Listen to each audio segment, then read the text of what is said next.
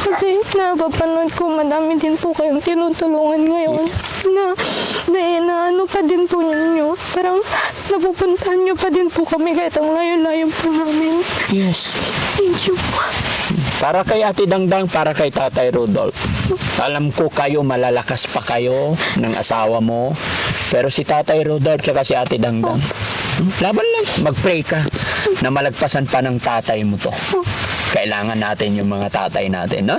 Mahirap palang magulang, alam ko yan. Sobra po. Nung nawala po si Mama, parang ang laki po nung nawala sa amin. Kaya sabi ko, gusto ko sana kahit pa paano dito ako. So, yung baby ko nga. Naintindihan ka namin. Gusto ko sana alagaan si Papa. Kasi nagsabi siya sa akin nung nasa hospital po. Sabi, ang hirap daw po pag wala siyang kasama dito.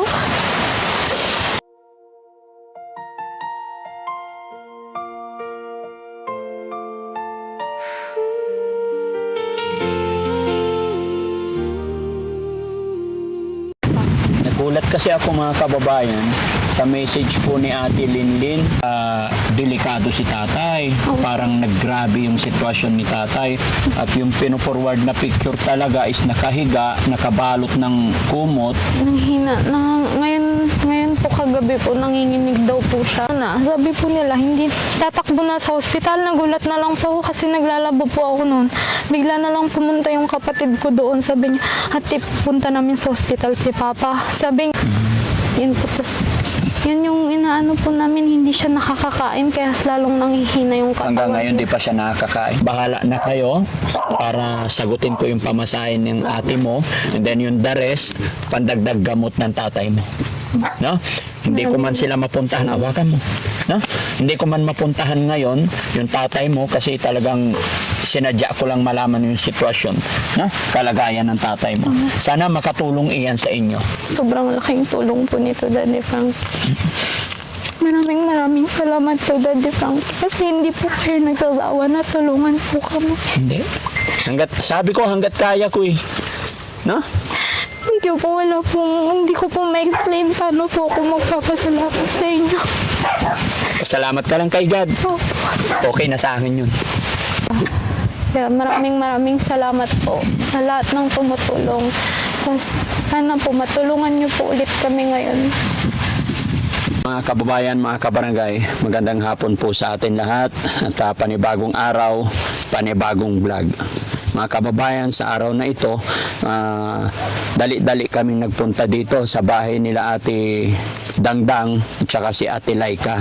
Dahil nung araw na nasa Isabela kami, nag-message po si Ate Linlin, yung panganay nilang kapatid na si Tatay Rodolph is sinugod sa ospital dahil sa kanyang napakababa daw ng kanyang BP. And then nakita namin yung mga forward ni Ate Linlin na medyo hindi maganda po yung kalagayan ni Tatay Rodolph. Kaya minabuti ng team na puntahan sila dito para kumustahin at makausap si Ate Laika saka si Ate Dangdang kumusta na sila. At ito, may dala kaming prutas para sa kanila, pero kakausapin muna natin kung ano nga ba talaga nangyayari kay Tatay Rodolph, no? So, Ate Laika, kumusta kayo dito? Ayos lang naman. Si Ate Dangdang, Okay lang naman. ano nangyari sa tatay mo, papa mo? Namamalat yung balat niya. Tapos, Yun lang. ano pakiramdam ng tatay mo, papa mo? Bukod sa pamamalat ng balat, natatanggal yung balat niya? Opo. Marami? Opo. Paanong natatanggal? Sa namamalat. Namamalat yung balat. So bakit dinala sa ospital? Namamalat nga po yung balat. Kasi namamalat, okay. Ate Laika, ano nga ba talaga nangyari? Kasi kahit ako, mga kababayan, nagulat po ako, lalo na dun sa mga picture na pino-forward, na bahala rin po ako. Kaya kahit kararating lang namin kahapon, ito, diretso na kami dito. para kumustahin sila. Ano nangyari, Ate Laika? Nung mga ano po kasi hindi daw po siya nakakakain ng maayos. Sinabi ko po bilhan siya ng yung tubig po na Pocari Sweet. Para kahit paano po, kahit pag wala man siyang makain, meron yung parang, sabi po kasi ni Ate Lynn din, parang dextrose na din daw po kasi siya. Tapos yung gatas po. Kaso nung last na bago po siya ipunta sa ospital, kahit daw po yun, hindi niya daw po malunok. Parang sinusuka din po niya. Nilalabas niya. Kahit nga po yung gamot niya sa TV nung araw na bago siya ipunta sa ospital, dalawang gamot lang daw po yung ininom niya. Ang dami na daw pong tubig yung nilunok niya. Pabalik-balik lang daw po dito niya. Hindi niya malunok talaga. Hindi po. Hindi tatanggapin ng katawan niya. Opo. Tapos po nung yung bunganga niya po, lahat po dito sa bunganga, tas dito sa bibig, bitak-bitak po na hindi siya, kahit sabaw po na kahit konting lasa lang, masakit daw po pag kahit nga daw po tubig, hindi niya na din po malagay sa bunganga niya kasi mahapdi daw po. So ilang araw na siya sa paggamutan sa ospital? Mag 3 days po yata ngayon. O 3 days na. Tapos po nung yung pagbabalat po ng kamay niya, mas gruma. Nung pumunta po kami dito, nakakakain pa naman po siya noon. Tapos po kasi po nung bago po siya mapunta sa ospital, pumunta po kami dito, nag-usap po kami ng asawa ko na dito na po sana kami mag-i-stay ni Dalia. Kaso nga po, kinagabihan po nung pagpunta namin dito, inubo po siya, narinig din po ni Papa, kaya parang nag-alala din po si Papa agad. Kaya sabi Inubo niya, si Dalia po, tas bahing na po ng bahing. Kaya sabi po ni Papa kung saan mas okay si Dalia, doon na lang muna siya. Oo. Kahit po mabigat sa loob na umuwi, siyempre mas isipin ko pa din po yung baby ko kasi ganun na nga po si Papa, alangan naman po madagdagan na naman, huwag naman na po sana. Kaya umuwi din po kami nung pagkatapos po ng check-up niya, umuwi na din po kami diretso sa bahay nila ng asawa ko, Daddy Frankie. Kaya nung na yun, kamusta naman po kami ng kamusta sa kanila. Sabi naman po nila okay. Kaya parang mas gumagaan. Kaso po nung sabi po nila, hindi tatakbo na sa ospital. Nagulat na lang po ako kasi naglalabo po ako noon. Bigla na lang pumunta yung kapatid ko doon. Sabi niya, ate, punta namin sa ospital si Papa. Sabi niya, kasi hindi ko pumawakan yung cellphone ko noon. Nag-chat na po pala sila noon. Tapos nung pinunta po sila doon, agad po ako nag-chat sa kuya ko kasi nga po wala naman pong magbabantay kay Dalia noon. Hindi naman po nila mapatahan. Kaya pinunta daw po nila.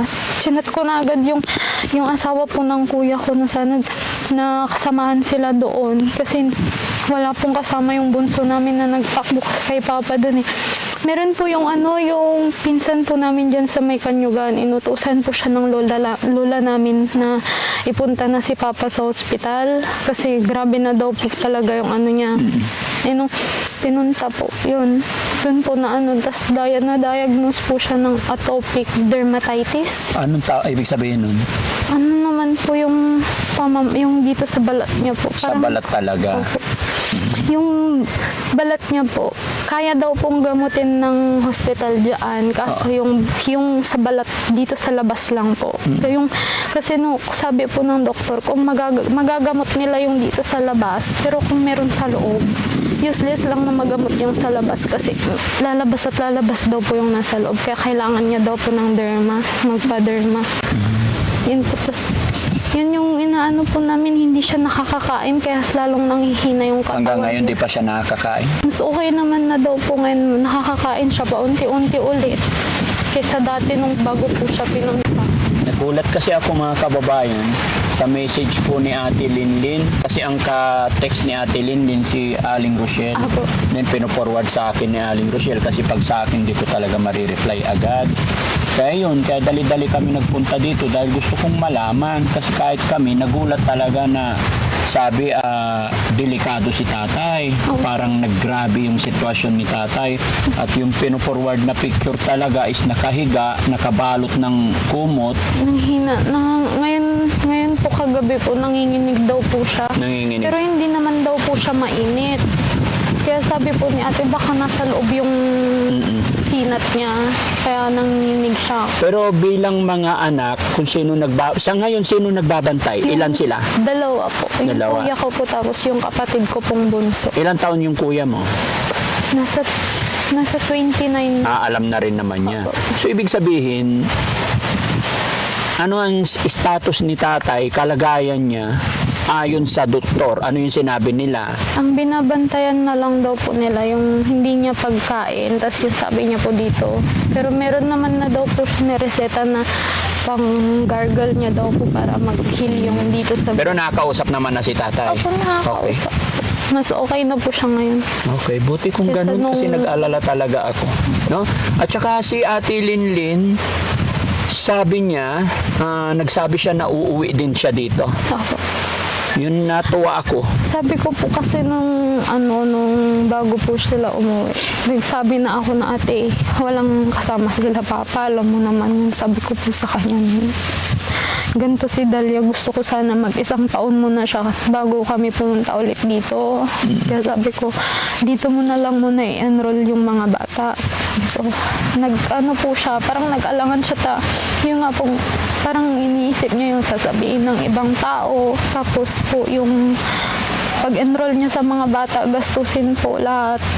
Tapos nung nagtuloy pa din po silang umuwi. Kaya nung na-hospital po si Papa, kinausap ko din po ulit si ate. Sabi ko, kailangan ka talaga sa bahay, tita. Pinilit ko naman na iuwi si Dalia doon para kasamahan si Papa, kaso wala, sabi ko. Kaya sabi niya po, uwi na lang daw po muna sila dito. Lilipat yung mga bata rito. Ililipat. Oo, natuwa ako nung ganun yung sitwasyon. Alam mo naman, mula sa pool nung nakilala ko kayo, masaya ako na may kasama ang tatay nyo tsaka si Ate Dangdang. No? Although, honestly, nalungkot din ako nung una na nawala kayo dito dahil alam ko talaga na walang mag-aalaga sa kanila. And then, ngayong nangyari. Pero, syempre, naintindihan ko rin yung side nyo dahil sa anak mo nga. No? Pero ngayon, parating na yung ate mo, sana nga magiging okay. No? Lalong-lalo na si Kumusta pag-inom ng gamot niya at natutuloy? Ako, Very tuloy-tuloy good. naman. Si tatay, sa gamot niya sa Yung TV. dinala po nila dinala po nila lahat ng... pero naiinom niya rin. Opo. O kasi inano rin namin kay Doc Lagman yun, kinausap ni kung ano yung pino-forward ng ate mo, pino-forward din namin kay Doc Lagman. At sinabi namin na nasa ospital siya ngayon, sabi niya, sige, ipaubaya muna sa No? Yung TB niya lang po atang iniinom niya ngayon, yung para sa TB niya lang po at Para sa TV, bakit? hindi ko po kasi hindi niya daw po malulun nun eh. Kaya yung TB pa lang Kasi daw. marami siyang gamot, no? Opo. Kasi mga kababayan, si Tatay Rudolph, ang daming gamot na binigay ni Doc Lagman kasi ang daming ginagamot na sakit niya. Opo. Kaya sana malagpasan ni Tatay Rudolph, mga kababayan, samahan niyo po kami. Ipag-pray natin na kayanin ng katawan ni Tatay Rudolph dahil sa katandaan na rin niya siguro, parang hindi kinakaya ng katawan ni Tatay Rudolph yung ibang gamot. Yun ang in-explain sa akin ni Doc Lagman, di ba? Kaya sabi ni Doc Lagman, pag maging okay yan, so pwedeng i-adjust yung iba, which is yun naman talaga dapat siguro. Hindi naman ibibigay ng doktor yan, no? At least nalaman natin, no? Mag-pray tayo. Nalaman din namin kasi talaga nag-alala ako. No? Kuya Rizky, yung mga prutas pa hindi. Bumili kami ng prutas, Ate Dangdang, para hindi kayo magkasakit. Thank you po. Kasi mahirap na may sakit na si tatay, tapos magkasakit pa kayo, Ate Dangdang. No? Tsaka mayroon pang nagpapabigay ng tulong para sa inyo. Galing po kay Ma'am Dina Morieta. Parang mali ang spelling na Morieta. Yan, galing kay Dina ng Morieta, California. 6,165 tulong para sa pamilya ni Tatay Rudolph, no? Okay. Total 6,165. Bahala ka na po, Ate Laika, ha? Ito yung 15 pesos. 1, 2, 3, 4, 5, 6, 6,165. Okay? Galing po yan kay Ma'am Dina ng Murrieta ng California. Ma'am Dina, Murrieta, California, maraming salamat po sa tulong ninyo, saktong-sakto, kasi alam ko walang-wala ng pera sila Tatay Rodolph. No? Ano masasabi ni ate? Maraming salamat po, Ma'am Dina Murrieta. Ma'am Dina Murrieta, ma'am. Kasi sabi po nila, Papa, nagsabi po siya sa akin nung pumunta po kami doon, dumalaw. Sabi niya, ubos na agad yung pera ko dito. Sabi niya, yung gastusin, tas yung mga bilhin daw po ng gamot niya doon. Kasi yung vitamins po na dinagdag sa kanya, iniinom niya po ulit. Kaya bumili din po sila. Tapos yung araw-araw po na biyahe nila, kaya ang mahal yung mall na po ng gas ngayon, yun din po yung inaano nila kada biyahe dito pag ganun-ganun. Tapos yung kapatid ko po, hindi siya pumapasok sa trabaho ngayon para mabantayan si Papa. Kaya nagbibigay po si Papa para din sa pamilya ni Kuya. Kaya maraming salamat po sa lahat ng tumutulong. Tapos sana po matulungan niyo po ulit kami ngayon. Tapos, yung perang ipon ng papa mo naubos na. Hindi ko po tinatanong na dito. Tapos narinig ko pa sa usapan ninyo kanina na si Ate Lynn uuwi dito. Opo. Pero walang pamasahe. Opo. Yun nga po yung sabi niya, nangihiram po siya sa akin. Kaya sabi ko, yun, ningikan na po agad yung Gcash niya para makabiyahe na po sila dito. Magkano ba pamasahe mula doon hanggang dito? Hindi ko na po alam. Palagay mo mga magkano? Sige, ganito yan ha. Para may magbantay sa tatay mo, magbibigay ako ng tulong para sa inyo ha. Bigay ako 10,000 to 4, 6, 8, 10. Para sa lalong madaling panahon, makauwi yung ate mo. Dahil alam mo naman, mulat sa pool talaga mga kababayan, gusto ko talaga may kapatid. May anak si Tatay Rodolph na dito nakatira. Kasi hirap po talaga sila. Sa edad po ni Tatay, hindi na niya kaya alagaan si Ate Dangdang. At ang iniisip ko dito, pagka walang magbantay kay Ate Dangdang, baka pati si Ate Dangdang is magka-problema. So ito, bahala na kayo para sagutin ko yung pamasahin ng ate mo. And then yung the rest, pandagdag gamot ng tatay mo. No? Hindi ko man sila mapuntahan, awakan mo. No? Hindi ko man mapuntahan ngayon yung tatay mo kasi talagang sinadya ko lang malaman yung sitwasyon, no? Kalagayan ng tatay mo. Sana makatulong iyan sa inyo. Sobrang laking tulong po nito, Daddy Frank. Maraming salamat po, Daddy Frank. Kasi hindi po kayo nagsasawa na tulungan po kami. Hindi. Sabi ko hanggat kaya ko eh. No? Hindi ko po ma-explain paano po ako magpapasalamat sa inyo. Salamat ka lang kay God. Okay na sa akin yun. Basta laban lang. Kahit gusto niyang sabihin yung nararamdaman niya, parang sabi, yung una pong sinabi ko po sa inyo na gusto namin siyang ipunta sa hospital kasi po hindi siya nakakakain. Eh pag hindi po siya nakakakain, di din siya iinom ng gamot kasi din po siyang uminom. Masakit sa tiyan. Sabi po niya, sabi ko, gusto ko siyang ipunta sa hospital. Tapos nung sabi niya, wag na daw. Sayang daw sa pera, gastos Ay, daw wag. po. Ha? Basta, Nung umuwi po kami, sabi niya daw po sa kapatid ko, kahit gusto niya daw pong maipunta siya sa hospital, wala daw pong magbabantay sa kanya. sabi ng tatay mo. Bilang sobrang sakit po na marinig yan kasi nandito naman po kami. Parang ang bigat po sa kanya na sabihin sa amin yung problema niya kasi may sarili din po kaming problema. Ganon yung inis. Ganon po siguro yung nasa So parang isip may niya. time dumarating time minsan na parang sinasarili na lang ni tatay yung nararamdaman niya. Opo. Pero at least ginagawa niyo yung best niyo. Ano? So para hindi magtampo si tatay or what, maramdaman din niya kung nandyan ang asawa mo, pasyalan mo. Malapit lang naman yata dito. Opo. Kakapasyal lang din po namin nung kahapon po, nakaraan mo. No? Ate Dangdang, okay ka lang? Opo. Pag-pray natin si Tatay Rodolph, ha? Yan mga kababayan, mga kabarangay, ito po yung sitwasyon, kalagayan ni Tatay Rudolph. Bagamat kami nababahala, pero sabi ko sa kanila, huwag mawala ng pag-asa, ipag-pray natin. Sa nakikita ko kasi talagang hindi kinaya or hindi kinakaya ng katawan ni Tatay Rudolph yung mga gamot niya sa kanyang katawan, kaya nagsisilabasan yung sakit niya. No? Siguro. Okay, so maraming salamat po mga kababayan, at eto, nananawagan muli si Ate Laika para sa kanyang tatay. Okay? Hihingi po ako ulit sa inyo ng tulong para po sa papa ko. Alam ko po, ang daming beses nyo na po kaming tinulungan. Pero ito po ako ulit, manghingi po ako ulit ng tulong para po sa papa ko kasi kailangan niya po ngayon. Maraming salamat po. Si God na lang, si Lord na lang po bahalang magbalik sa inyo ng tulong.